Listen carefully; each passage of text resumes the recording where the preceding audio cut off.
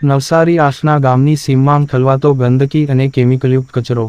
માનવ સ્વાસ્થ્ય માટે હાનિકારક કચરા બાબતે ગુજરાત પર્યાવરણ કંટ્રોલ બોર્ડ પગલાં ભરશે ખરા.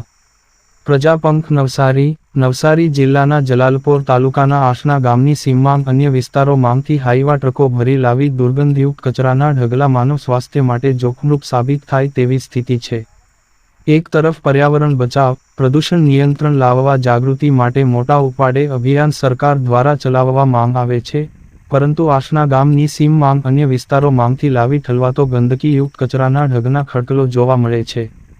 રહેણાંક વિસ્તારની નજીક તેમજ બુલેટ ટ્રેન પ્રોજેક્ટ નજીક આવેલા આ કચરાના ઢગલા માનવ સ્વાસ્થ્ય માટે હાનિકારક સાબિત થઈ રહ્યા છે.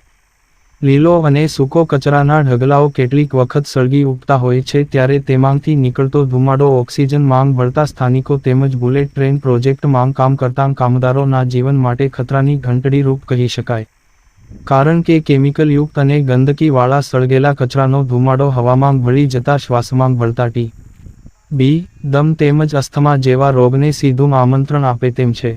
સ્થાનિકોના કહેવા પ્રમાણે અહીં છેલ્લા ઘણા સમયથી આ સમસ્યા વકરી રહી છે, જેને દૂર કરવા માટે તંત્રનું ધ્યાન પણ દોરવામાં આવ્યું છે.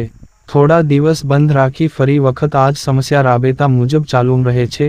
આવા કચરાના ગંદકીયુક્ત ઢગલાઓ શું ગુજરાત પર્યાવરણ કંટ્રોલ બોર્ડના અધિકારીઓની નજરે નહીં પડતા હોય કે પછી તેઓ પણ આંખ આડા કાન કરી પ્રજાના સ્વાસ્થ્ય માટેની બીમારી માટે સીધા જવાબદાર બની રહ્યા છે?